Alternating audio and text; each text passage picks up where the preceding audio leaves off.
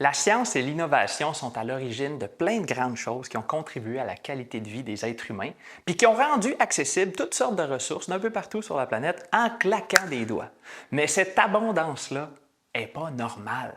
Ça a un coût immense, un coût qui est notamment social et écologique.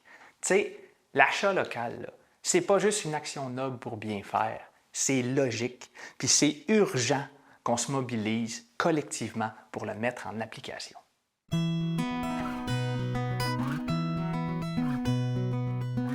Concrètement, c'est quoi acheter local? Est-ce que c'est A, acheter chez un commerçant québécois même si les produits sont d'ailleurs? B, acheter un produit québécois même si les commerçants ne sont pas au Québec? C, peu importe le commerce ou le produit tant qu'un des deux est québécois? Ou D, aucune de ces réponses? Je crois que ce serait B. J'imagine D, aucune de ces réponses. Dans mon affaire, c'était acheter d'un Québécois quelque chose qui est fait au Québec. J'irais avec D, je pense. J'aurais tendance à dire que c'est l'avant-dernière réponse. Donc, tant que c'est à moitié au Québec, je pense que ça compte quand même. C'est sûr que le best, c'est d'acheter un produit québécois dans un commerce québécois. Mais c'est pas toujours aussi simple. Ça va dépendre de plein de choses, entre autres de c'est quoi le produit puis de où tu habites. Tu sais, c'est vraiment pas la même chose d'acheter local si tu habites au Nunavik, à Montréal ou à Saint-Léonard d'Aston, village de mes ancêtres. Mais aussi de la famille Boisclair, qui connaît bien l'impact de l'achat local avec leur dépanneur familial. Mais je vais laisser Louise Boisclair, la propriétaire, vous en parler. Guillaume, moi, je suis la troisième génération des Boisclair qui a pris la relève de l'entreprise. Alors, il va sans dire, c'est plus de 60 ans de présence au cœur du village de Saint-Léonard d'Aston. Donc, l'achat local, c'est évident que pour nous, là, c'est de la plus haute importance. Puis ça va dans les deux sens parce que autant les gens nous encouragent, autant nous, on encourage les événements, les différentes demandes qu'on peut avoir de nos écoles ou des activités, parce que Saint-Léonard étant un village très dynamique, il se passe beaucoup de choses. On essaie d'être présent un peu partout. J'ai aussi été beaucoup impliquée en faisant du bénévolat. Alors, non, nous, c'est sûr que l'achat local, ça fait vivre mon dépanneur, ça donne des emplois à plusieurs personnes ici. Et ça nous permet aussi d'encourager quelquefois différents acteurs qui se partent des entreprises. Je pense entre autres à Infusion Bora avec leur thé biologique de Saint-Léonard d'Aston. J'ai le bonheur de distribuer leurs produits. Je pense au miel de Saint-Valère, le miel d'Antonin.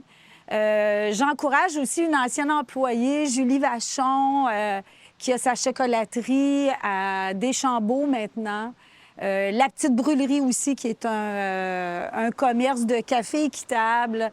Alors, par ces gestes-là, j'encourage des jeunes qui veulent bâtir leur entreprise et c'est pour ça que je trouve que c'est bien certain que l'achat local, pour moi, c'est bien, bien important. Je trouve ça vraiment beau, l'achat local. Une famille qui est au service de sa communauté, puis une communauté qui supporte une famille. Il y a un grand pouvoir dans l'achat local de retrouver dans un endroit centralisé des produits locaux. Ça génère moins de transport, puis ça investit davantage localement. Mais ça, c'est juste une façon parmi tant d'autres de pratiquer l'achat local. Il y a d'autres méthodes, dont celle de Frédéric Roy de Panier Local. Exactement, Guillaume. En fait, on a parti Panier Local avec notre équipe pour donner un coup de main en fait, aux producteurs. Ils sont sur place il y a un an. C'était, oui, la pandémie, mais aussi le confinement. Et la plupart des producteurs transformateurs de notre région, en fait, ont perdu leur unique canal de communication et de vente avec leurs clients, soit les recevoir sur leur ferme ou en boutique. Alors, on s'est dit, bien, pourquoi pas ne pas réunir tous ces beaux produits-là sur une seule boutique en ligne. Comme ça, bien, les clients, ceux qui aiment la bouffe locale, pourraient tout acheter en une seule transaction, tout recevoir en une seule livraison. Fait que quand on a lancé le projet, c'était ça le but. Puis on s'est rendu compte, une fois que le confinement était terminé, que bien, pour ces producteurs-là, c'était une belle façon d'exister sur le web parce que c'est un marché qui est compétitif puis ils n'ont pas vraiment le temps de se mettre en ligne.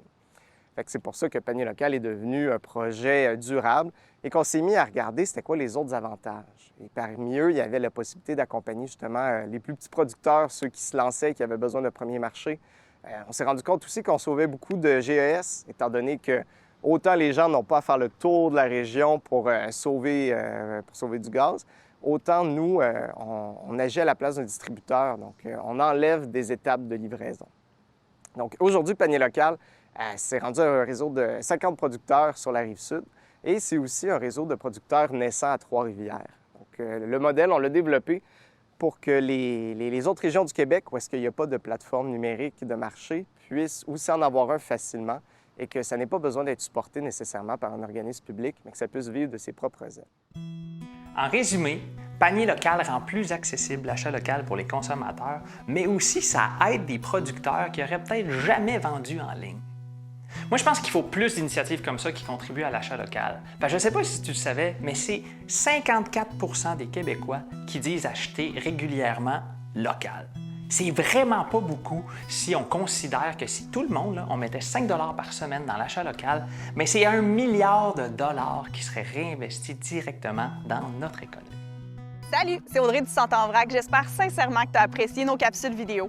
Si jamais tu veux en savoir plus sur nos produits ou sur notre mission, je t'invite à consulter notre site internet au santéenvrac.com et je te remercie à l'avance de partager cette vidéo.